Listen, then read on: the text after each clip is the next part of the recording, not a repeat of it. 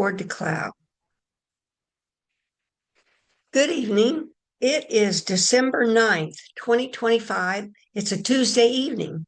This is our weekly A Course in Miracles and Tibetan Buddhist get together. I'm Glenda Carlin. Feel free to message me on Facebook. It's under Glenda Carlin Busick, Busick. My married name was Busick, but after my late husband passed, I really kind of go by my maiden name, Carlin. First of all, I um, I always bring in Holy Spirit, Jesus, Buddha, and the enlightened beings, but we're going to have a prayer. We're going to say a prayer here tonight, and then we're going to also bring our awarenesses together. This first prayer comes from the this Dzogchen LA group that I meditate with almost every day. It's a prayer or a chant called the Four Dharmas of Gampopa and Longchenpa. Longchenpa happens to be a very renowned Dzogchen master and has blue books, they're called, like Basic Space of Phenomena, etc. The Timo reads every Thursday night. But anyway, here's this Four Dharmas of Gampopa and Longchenpa. And I'm going to change a couple of words to reflect A Course in Miracles, but it's saying, bless and empower us that our minds and hearts turn toward the Dharma. The Dharma means truth. Course in Miracles would be truth, spiritual truths. But this is the first phase of an awakening that each of us turns our minds and our hearts towards a spiritual practice of these truths. If we don't turn toward these truths and practice them, there's not going to be change, right? Bless and empower us that our minds and hearts turn toward the Dharma. The second phase is bless and empower us that our Dharma practice becomes the path. Dharma means spiritual truth, practice becomes the path. Now, what that means is, we got to let a person in here. Let's see, they're good. There we go. Is the path, meaning integrating these spiritual truths into your daily life. Lesson empowers that our Dharma, the truth practice, becomes the path. So you're trying to incorporate these truths within your daily life. You've developed a spiritual path, a spiritual journey. Third one is bless and empower us that the path truly dispels confusion. That's the third step where you start to get insights,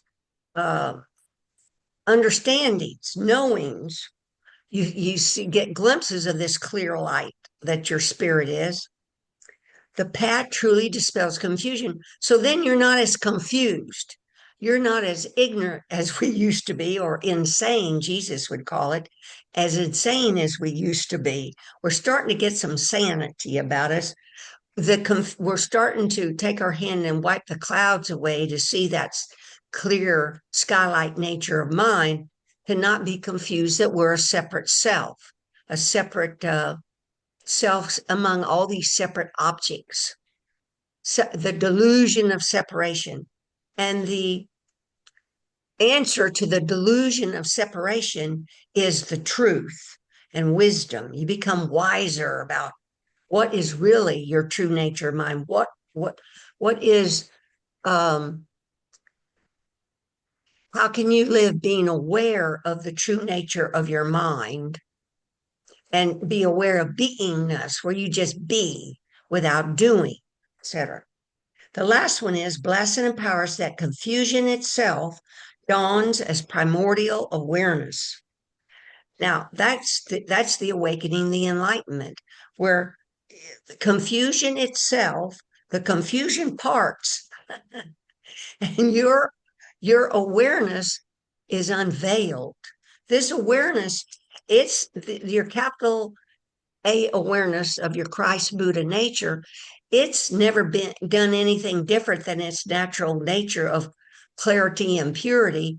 it's these obscurations of thoughts veiling it. So as you wake up from this delusion and confusion, you get these moments of insight, etc. And you view primordial awareness. This awareness knows itself. It knows it's this clear light of spirit. It knows it's pure. And it knows it created all these forms, images, sounds, all these things. And it's not distracted by them. It allows them to come and go.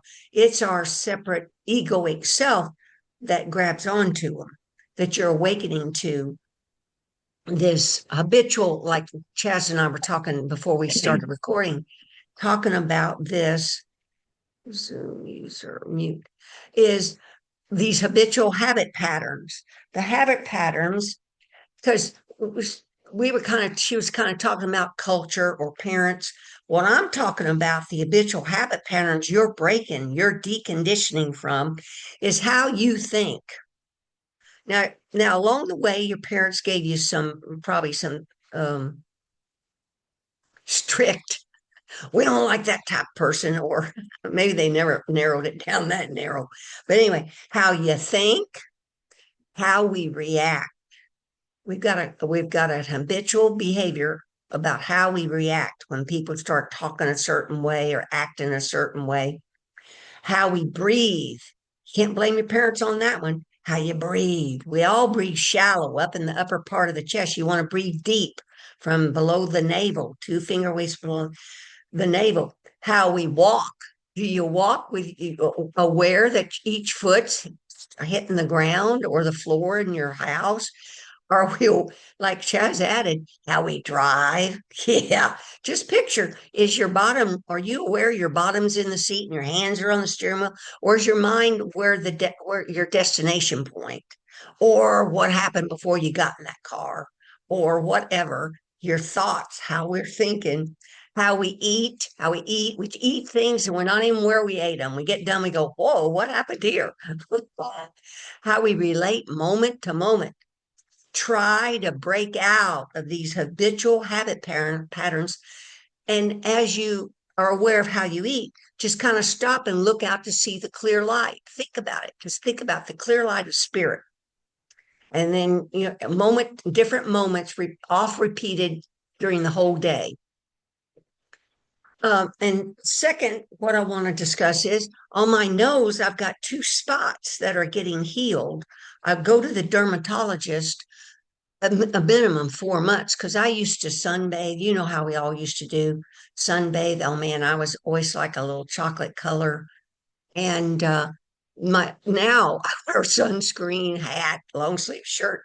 But this is a big deal. Even though this form is an illusion, our house is an illusion, all these thoughts, feelings, and reactions are illusionary. And illusionary means because they come and go.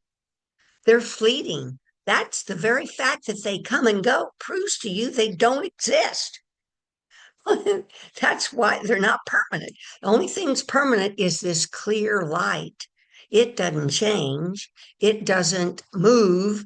It's continuous, unbroken, continuous. But anyway, and I can't speak for y'all, I want to maintain this form. And so I go to the dermatologist and I see spots and I'll tell him, look at this one. There's a little red spot. And he will, oh, that's nothing. And he'll tell you what it is. But this one, he goes, oh, that's precancerous. And he'll rattle what the name is. And and then this one was on the very same other side of that nose. And he freezes them, I think, with liquid nitrogen. Now, if these things don't get removed, frozen in these interims, guess what? They become cancerous. And then you get a Mohs surgeon where they need to remove layers of skin, and the nose is very, very thin. Now, why I'm discussing this, we all want, I think y'all want to live long enough. You can try to keep practicing this Dharma, these truths, and you can wake up within this lifetime. So we don't want prematurely. So we got choices, even though the script is written and there's trillions of choices in that script. So picture, I could choose not to go to the dermatologist. And is this going to change these things from not being turned into cancerous? And then the skin's very thin. And why I know this, my mother had skin cancer and had to have Mohs surgery on all kinds of places on her face. This is very thin, so the surgeon has to come and get skin from other places, put it on your nose, patch it around. Let me tell you, this gets complicated. And then you got to have plastic surgery if you don't want scarring. So I'm just bringing up, do your regular, if you're so guided, regular visits. Oh, and the next thing is, I thought about covering this with makeup because it looks kind of like, whoa, what is that? But no, I am trying to live natural as it is, warts and all. And whatever happens, happens. You got, if a person judges my spots, that's their deal, not mine.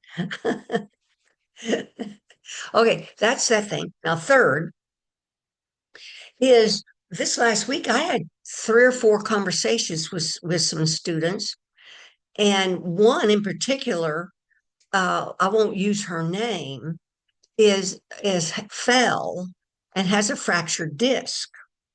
And so we covered about breathing in and out of the pain as she took her meds, but not be very careful about these opiates that are prescribed by these doctors. And she's already been very careful about the millage, and it's not really an opiate, etc. Because very difficult to get off these opiates. And why I know also my brother-in-law fell and broke his leg is in a physical therapy place. And before he went, they put him on an opiate. I forget the name. Is having withdrawal where he can't eat. He's throwing up. So that's not helpful in the healing process. So do your research and do natural things besides the other things you need to do for pain. And we breathe in and out of it. But anyway, she has this fracture. And then Dee said I could say that she's not feeling that well tonight. And I explained to her, I feel like come out, just listen to my voice, and I'm going to do something. We're going to do a healing here.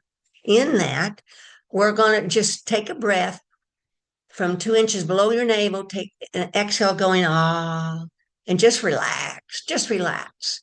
And bring in, then you know how in meditation you're just aware of that relaxed state. Go to your awareness, your beingness, and let's just join all of our awarenesses. Just look at each tile here on the screen. Even though if you don't know how to do this, it doesn't matter. You just looking at a tile on the screen brings your awareness to that person. And we're going to think about breathing in and out each of these tiles. There's Buddha Chaz, there's Christ Ed, there's Christ Jerry, there's Buddha Leon, there's Buddha D, there's um, Barbie who's not here, and Terry Wagers that's not here, and Julie DeBose that sometimes come. But see, by me bringing up these names, our awareness goes to them. Angela commented they're having a remembrance of people that passed, being her mother that passed. Angela, Joan Lloyd, Joanne Trevor, Liz is not here. Chaz is here. Terry's here. Susan A. Gabby, um, Lynn's not here. Debbie's not here. Just join, but it's what's important. The awarenesses that are here. Let's just send light and love to D, who's not feeling well. Just kind of breathe in and out of D's name there. With your breath comes your prana, your great ray light energy, and it moves in and out of the other person. Just your breath, just joining, breathing in and out of that form.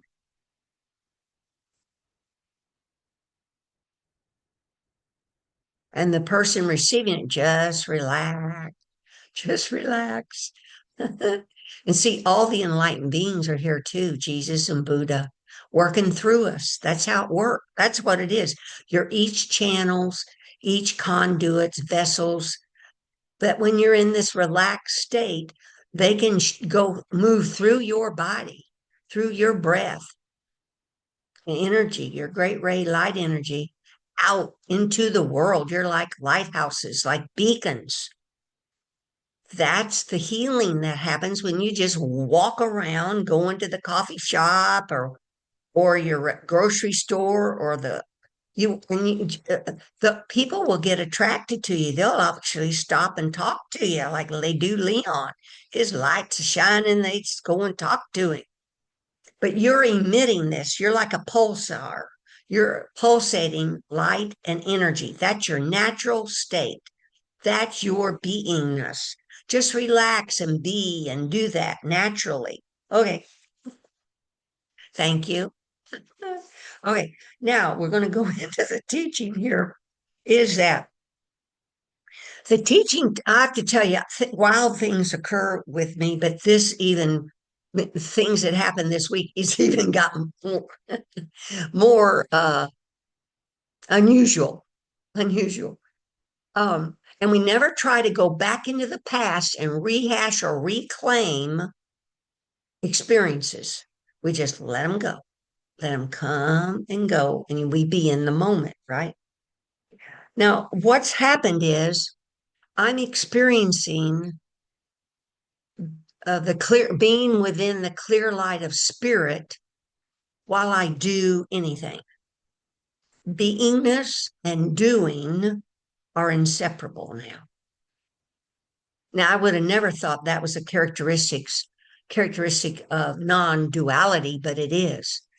Beingness not separate from doingness, because doing is movement, is duality, is movement. But when but because the clear light of spirit that the sonship and each of us are created from, the clear light of spirit, that come that's what created this form, but also that's what creates thoughts, feelings, reactions, sensations, judgments. All of it is the clear light of God expressing in different vibrations in different colors. But I am not kidding you, up to maybe a week or so ago, I truly didn't understand, truly, that everything contains the clear light. The negative reactions, the negative stuff, everything, because it's created by the clear light. It's empty in essence. That means it contains this purity, this clarity, and it's fleeting. It will vanish if we don't attach to it and grab onto it. It will self-liberate because it's empty by nature. Well, anyway, but so I sat with, why in the heck is this happening? And the main thing why is I see that I've been practicing seeing through the forms since about 2014. How is being called different names. 2014, that's when I found The Disappearance of the Universe by Gary Renard and found out advanced forgiveness means looking beyond the body to the clear light of spirit that's here. And so I started trying to practice that. I would say all of it or silently to these images, or I'd say, you are spirit, whole, pure, and innocent, all is forgiven and released. And to myself, I'd go, I'm immortal spirit. This body is not what I am. I'm immortal spirit. From 2014 to 2018, I was practicing Jesus's advanced forgiveness. Well, that's seen through the image to the clear light that's here. Then in about 2019 October, that Lama Surya Das and Dzogchen Buddhism got brought to me, but I didn't catch on very fast, so it was probably 2020 before or later I started practicing called trekcho, Trecchod. That's Buddha's way of seeing through these forms to this clear light of spirit that created everything, sustains everything, energizes everything, etc. So that's 2020. And look, it's 2025. Then picture around December 4th. December 4th. This is December what night? I was listening to that podcast of Lama Surya Das. I think it's EP, if it's EP 69. So that where he says, see the light in everyone and everything. And man, during the day, I bet I stopped 50, 60 or more times watching TV. You can do it quite often because you're seeing images, but out on my patio at the health club, etc. I would stop and see the light in everyone and everything. So look what's happened. This is 2014 to now. That's 11 years. But I really didn't know what the hell I was doing until recently. So picture you guys, I'm trying to instruct that you could do this sooner. You could save yourself 5 or 10 years of work. So here's what's happening to cause this is bizarre. I'm walking around and movement, my body's moving, but it's it's within this clear light. There's no separation. Beingness and movement are together. And so I'm going to go back here to see what I was practicing, what that led up to this recently. So December 3rd, we're going to go back to December 3rd. I was, when I meditate, I practice thinking of each one of you in my daily meditation with that LA Zochan group. During meditation, I think of each of you. And then what's happened since December 28th, there's this circular looping that occurs where your form is brought in, like all forms, not just each of your individual form, all sentient beings, the universe is brought in my navel, comes up the central channel and would go back out. But something changed um, December 3rd. It changed to where when the all the forms came in my navel, went up to get energized and went back out, but then they came in my heart chakra. It made a circle in my heart chakra back to the great ray, then out, back out through my navel, back in my heart chakra. It's a circular motion.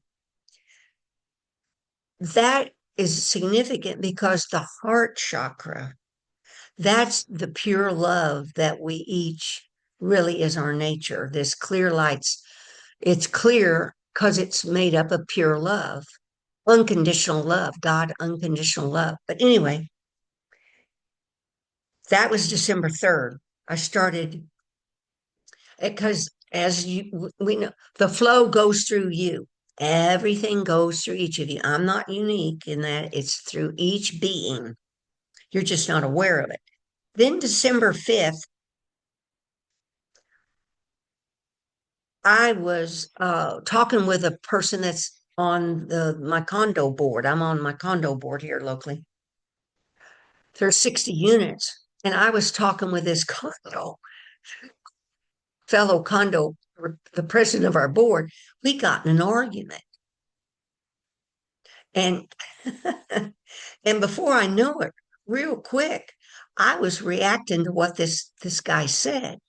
And I actually heard in my mind where I'm thinking, gee whiz, because I was about to get reelected to the board, thinking, I don't know if I want to be on that board another year and go through stuff like this that this guy's doing. And so my mind's thinking that way. And don't you know, out came on my mouth. I said to him, well, I'm just quitting the board. I'm just quitting. And I walked away from him. Okay, now, okay, folks, that was reacting.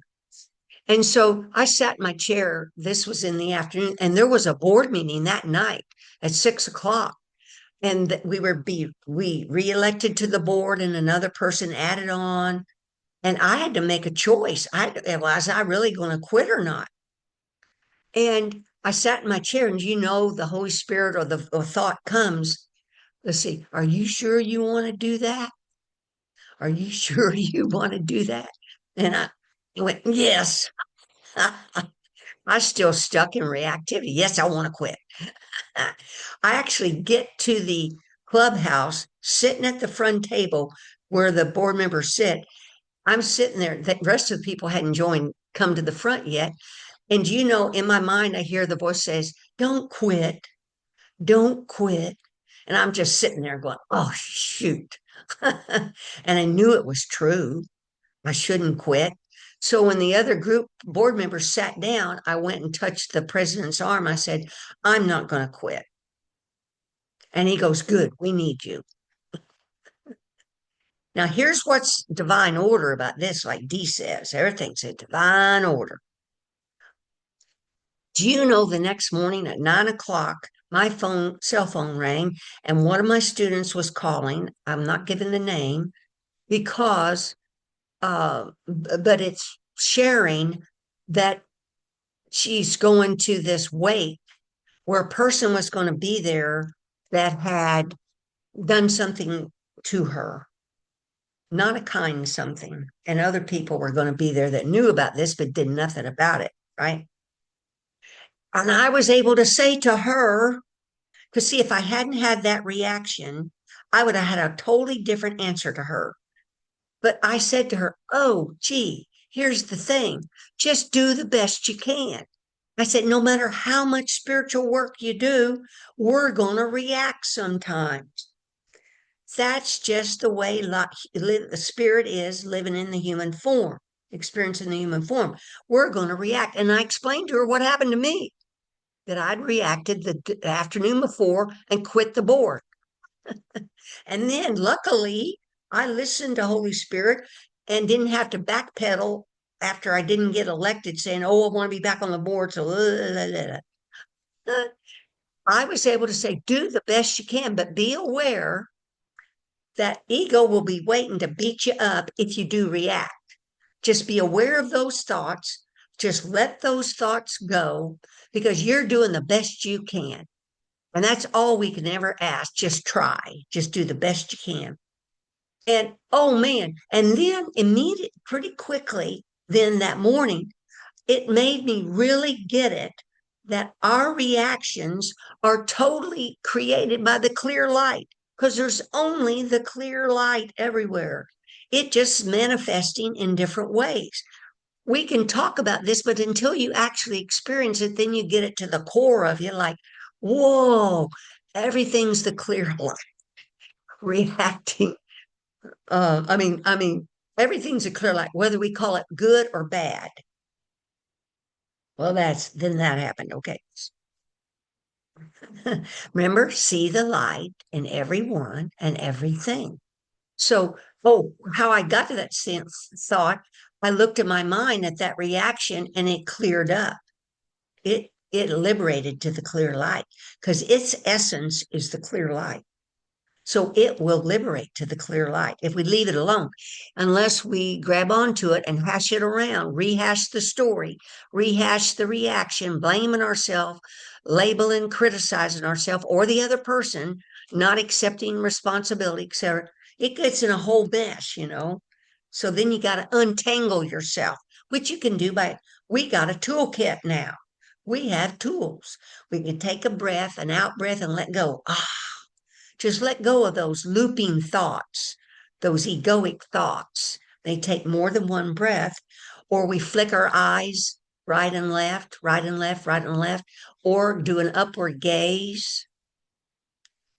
Just relax, breathe, smile, relax, let go. Just let these thoughts, feelings, and sensations go.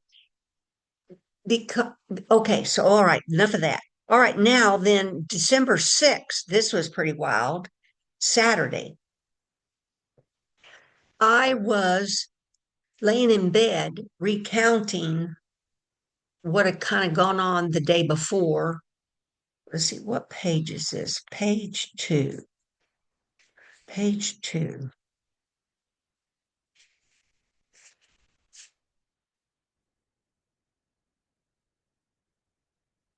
No, that's for the next one. No, that's for the next one. This is page six. This is page six. Ta-da! All right, now I want to explain this because it's a big deal. If you can learn from this, you'll save yourself some work. Is So I'm laying there in bed thinking about, oh, that person I was talking to that hurt their back. I was explaining breathing in and out of the pain. I was recounting that conversation, thinking about, I was telling her to breathe in and out of the pain. But what had come to me was when you're dead, you can't breathe. You're not breathing anymore. And so all this went on pretty fast in my mind where I was thinking about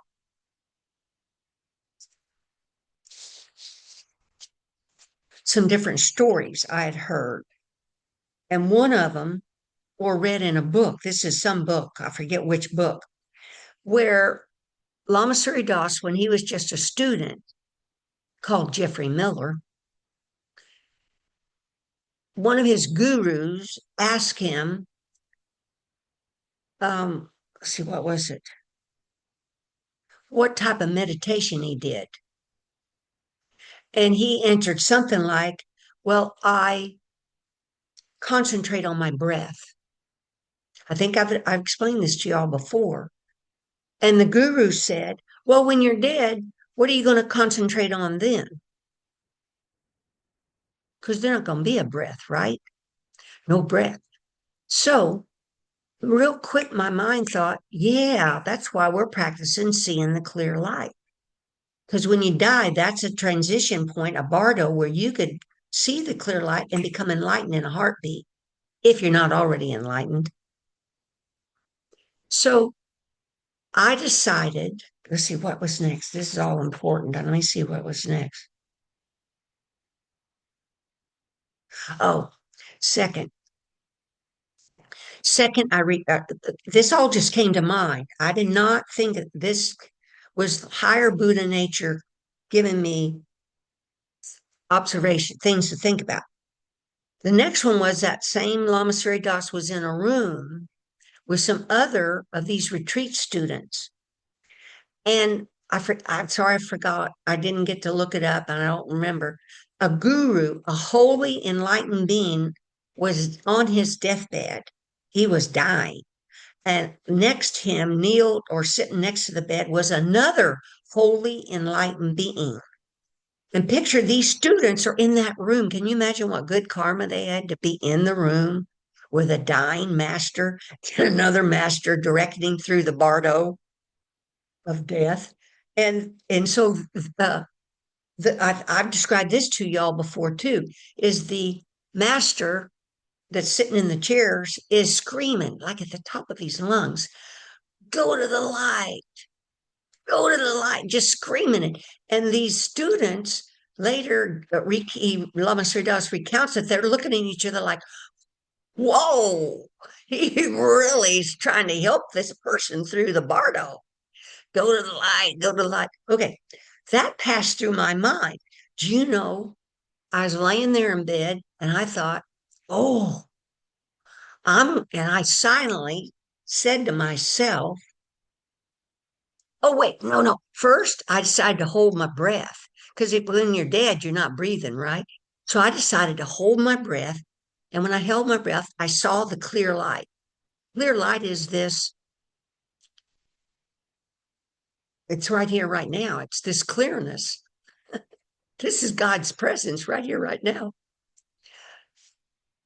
And I couldn't hold my breath very long, so I exhaled and then I held my breath again, saw the clear light. Then it came to me, I silently said to myself, go to the light. My eyes are closed. Go to the light. Go to the light. And when I did that, my head, my head went up and forward. It caused my neck and shoulders to come off the bed. My head is wanting to, I'm thinking it wants to go to the light. But then, as abruptly as it went up off the bed, it fell back. My head, neck, and shoulder fell back on the bed. And what was happening, I was falling back I knew I was falling back into space, black space in my mind, falling back into space. And I knew I wanted to let go, but I was a little, I don't know, I wasn't afraid, but I didn't know how to let go, guys. So I thought about one time Susan Woodland took us through a visualization where you picture you're standing on the earth, but then that you step into the earth. You lean back and fall back in the earth, maybe 3 feet, and then you fall back 5 feet, 6 feet. Well, that's what I did. I started letting my body fall back into the earth. And when I got about middle of the earth, there's like dirt everywhere, soil everywhere, right? I realized, oh, that's what it feels like to let go. So I let go into the space, the black space around me. And as I did that, in front of me, I saw this round hole. It was black hole. And then as my body and my awareness, my mind fell backwards, there was like a black tunnel or corridor that showed up. And real fast, I knew what that was. That's the great ray tube that each of us has that connects us to source, but it's a tube. And this tube, I was falling backwards in this black tube. Back. I went and I was back into space. I knew I was going back to the groundless ground, the pure land, the promised land, the purity of source. Now let's see. So it just falls. Oh, so then further back I went, I knew I was going into timelessness, the vastness of timelessness. I just felt like I was floating in space and this clear light was just going in and out of my body. It just immersed. My body was immersed in the clear light. I was floating in space. And then I knew I landed in the Pure Land. Or I now call it the Clear Land because of this clear light, this purity of love. So, what this was doing, I was again letting go of the separate ego self. And I kind of giggled to myself because first I put my body down through the earth. That could be like getting buried in a coffin, the body's dead. She's buried there. But this went beyond that. The ego got buried, and then this form got immersed with this light. So, in essence, I was immersed in the clear light. It would be called non duality. It just an evenness, a withness, with uh, the light, with God presence. Now I'm explaining this stuff for a reason. One of the things you're doing is stop and look and think about the clear light and see the light and everything and everyone. You are letting go of the separate self, the separate ego, the thought that you are a darn body separate from all the other bodies. You have no idea the significance of this. Just try it. It will be life transformative. Your experiences will be your own experiences. But through my life, I've had various experiences of falling back off a cliff. I've just leaned back and it would come to me, just lean back off a cliff, but never ever felt floating in space, immersed with the clear light. But see, we each are taken along a journey that we each can accept. We each can let go of. Your experiences will be yours, but you're wanting to let go of this thought, this delusion of a separate body, a separate self. That was December 6th. Then Monday, December 8th. Oh, gee. So then I'm sitting with this. See, this is all what is getting unveiled is your higher Buddha Christ nature, which knows everything, has insights and wisdom, and it just gives you information. But I was sitting with seeing, so because since December 4th, I've been as often as I can see the light in everything and everybody. So as I would sit in my chair in the living room and do this, and I'd look out, seeing the light that was here, but I'd see all these objects, my TV, the chairs. I'd think about my family members or whatever thought came up. And I realized all these images were fleeting. And it came to me, there is no world. That's December 8th. Now, why there is no world? I have to tell you, that's freaked me out. Because back in that 2014, when I found about advanced forgiveness and I said all of it to as many images as I could for almost 4 years, halfway through that, I got enough nerve to ask Holy Spirit, what does all of it mean? And Holy Spirit said, when something's all of it, it means there's nothing else. I broke down crying because I knew what that meant. There's nothing out there. I wasn't ready to give up my form, your forms, my TV, belief they're all real objects.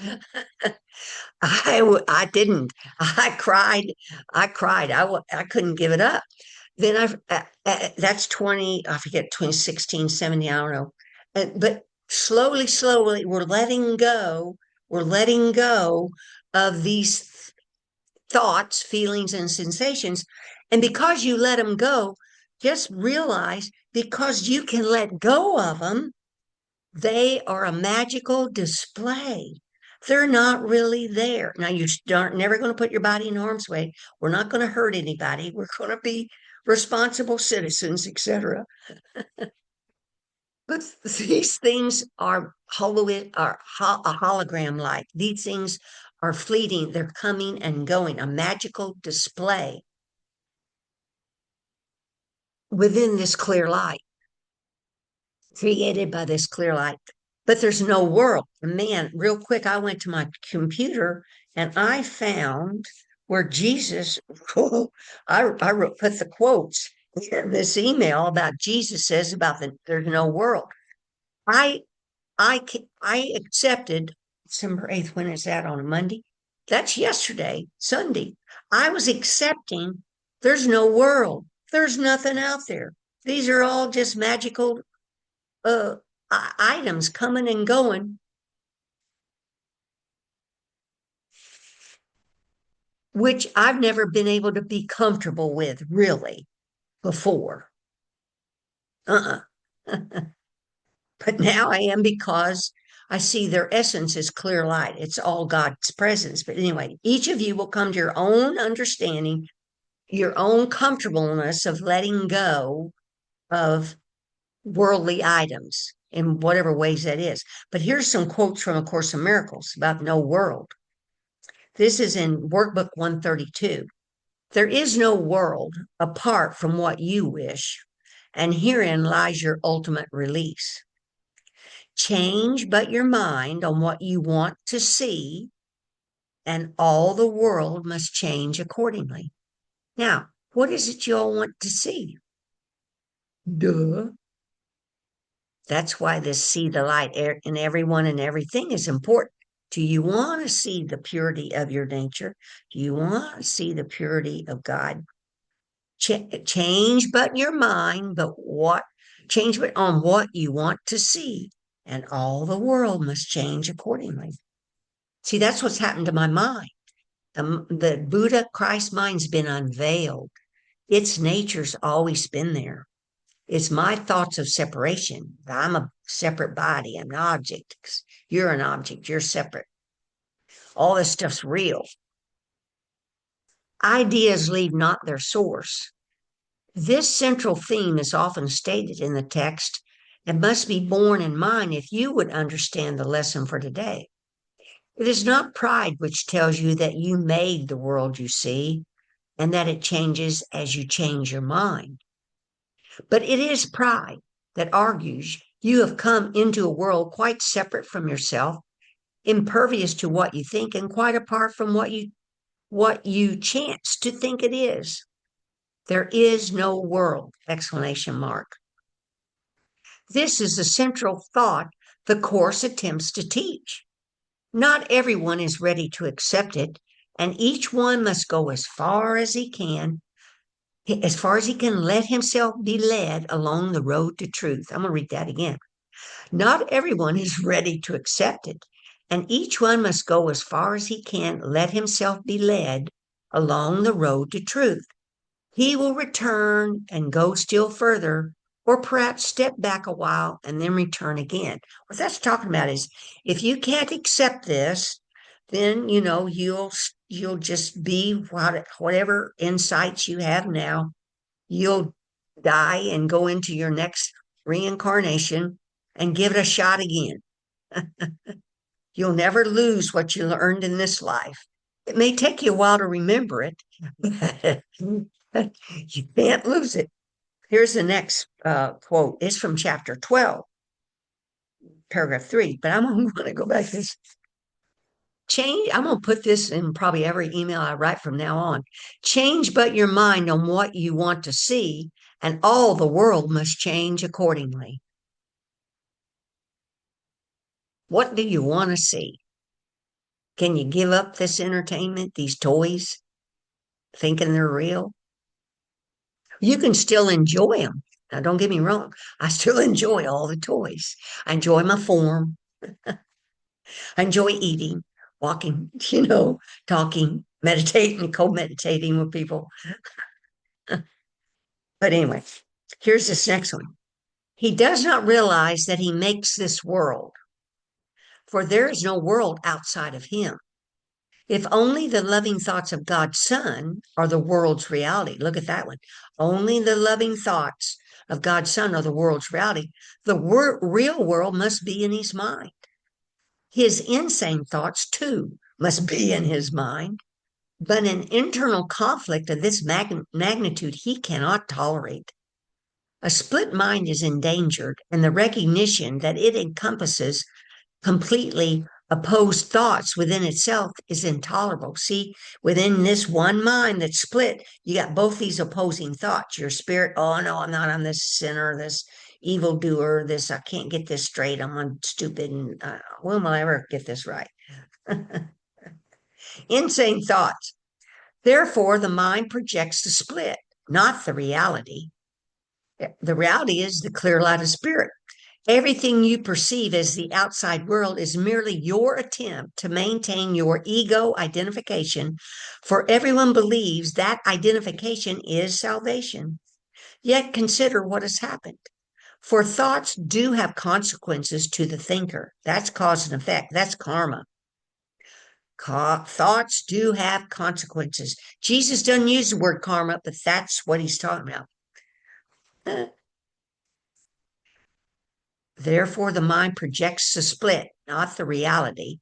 Everything you perceive as the outside world is merely your attempt to maintain your ego identification, for everyone believes that identification is a salvation. Yet consider what has happened, for thoughts do have consequences to the thinker. You have become at odds with the world as you perceive it because you think it is antagonistic to you. This is a necessary consequence of what you have done. You have projected outward what is antagonistic to what is inward, and therefore you would have to perceive it this way. See, it's the opposite, the dualist. That is why you must realize that your hatred is in your mind and not outside it before you get rid of it, and why you must get rid of it before you can perceive the world as it really is. The get rid of means let it go. I said before that God so loved the world that he gave it to his only begotten Son. God does love the real world, and those who perceive its reality cannot see the world of death. Yeah, those that see the clear light don't perceive the world of death, because that's the magical display. That's this believing in the illusion. We fell asleep to knowing that we're the clear light of spirit, to thinking we're a body. We fell in love with the body. We want to live in the body. We want to experience it. We can still experience the body with the six senses while we're awake. You still can do that, but you know the body is illusionary. It's a hologram. It just comes and it goes. Let's see. For death is not of the real world, in which everything reflects the eternal. God gave you the real world in exchange for the one you made out of your split mind, and which is the symbol of death.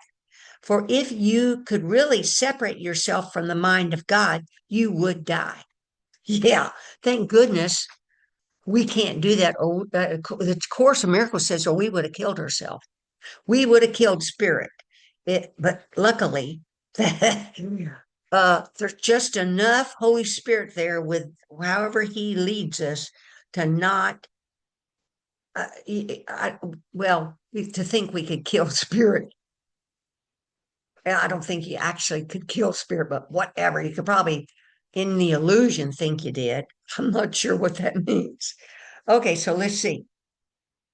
So picture, then all that led up to this Jesus' Advanced Forgiveness, 2014, 2020, Trekcho, Seeing Through, Being Through, December 4th, 2025, See the Light in Everyone and Everything, led to this.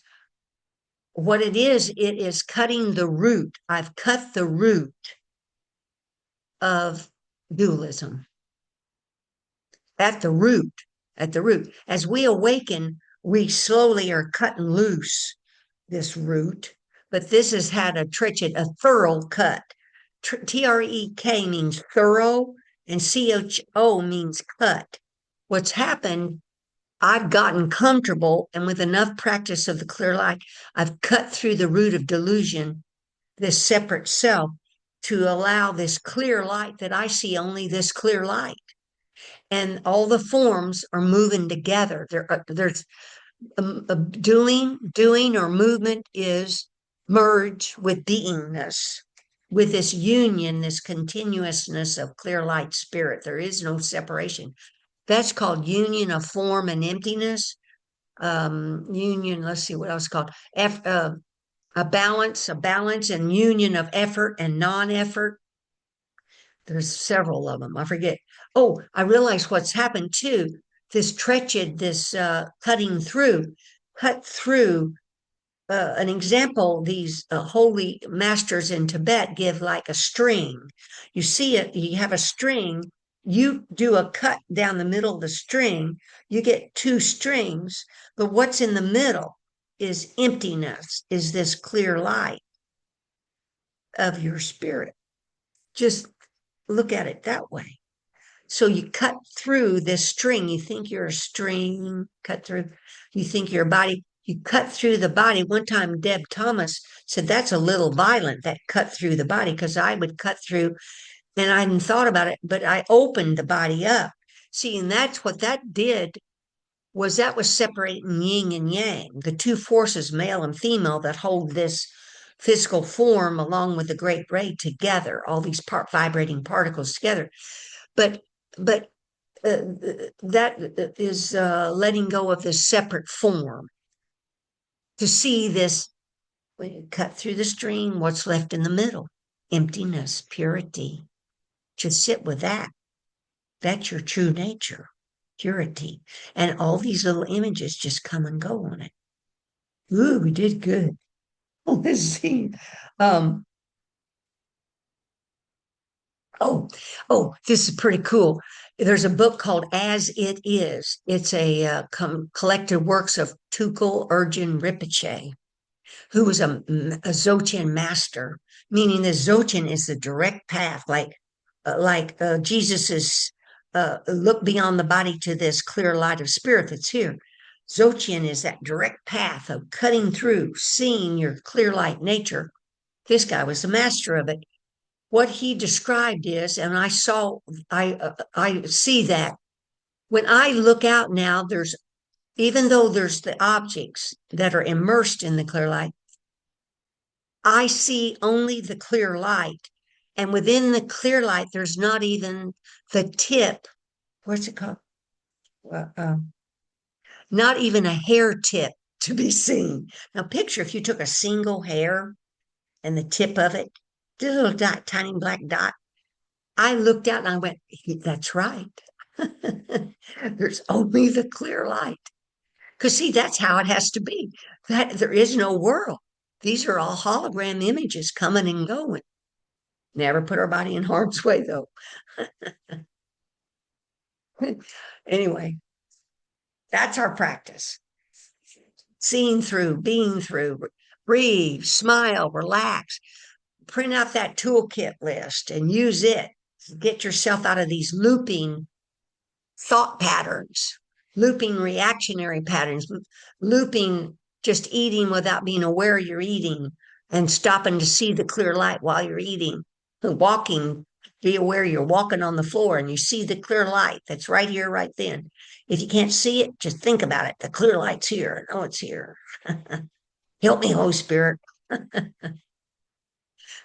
um, so okay, that's my I have covered my topics. So, um, I have a minute or two here. Anyone got a thought or a question they want to ask or share here before I stop the recording? And picture, you can take your awareness to your sangha, to your family, your friends, your local area, then take it to your state, and then to your country, and then to the universe. Breathe in and out. That love and that breath and energy, love just comes out of you, breathing in and out of these individual people, yourself, your city, your state, your country, the world, the universe. Spread your light and love out. Okay, before we go, then go to each tile. You all know the drill. We're thinking of each person as the clear light of spirit that they are. There's Buddha Ed, Christ Ed, Buddha, Christ Jerry, Buddha, Christ Chaz, Buddha, Christ Leon, Buddha, Christ Steve, Buddha, Christ, that's a Zoom user. I think that's the second Leon, but I'm not sure. Then let's just cover our other Sangha mates. Buddha Christ Barbie, Buddha Christ Gonzalo, Buddha Christ, let's see, Julia, Bradley DeBose, Buddha Christ Terry Wagers, Lynn, Buddha Christ Lynn, Buddha Christ Debbie, Simone Foley, Buddha Christ Simone Foley, Buddha Christ Kareen, Buddha Christ Sally Quinn, Buddha Christ Dee's here, Lucas, Angela, Buddha Christ Angela, Buddha Christ Joan Lloyd, Buddha Christ Joanne Trevor, Buddha Christ Chaz is here, Buddha Christ Liz, Buddha Christ Lorraine, Buddha Christ Steve, Buddha Christ Jerry's here, Buddha Christ Susan A, Buddha Christ Gabby, and all those that watch the video later. Thank you, thank you, thank you. I love y'all. Your spirit, your energy really, really is so helpful for me that some of you show your tiles of energy and the other energy still comes. Thank you so much. Okay, I'm going to stop the recording.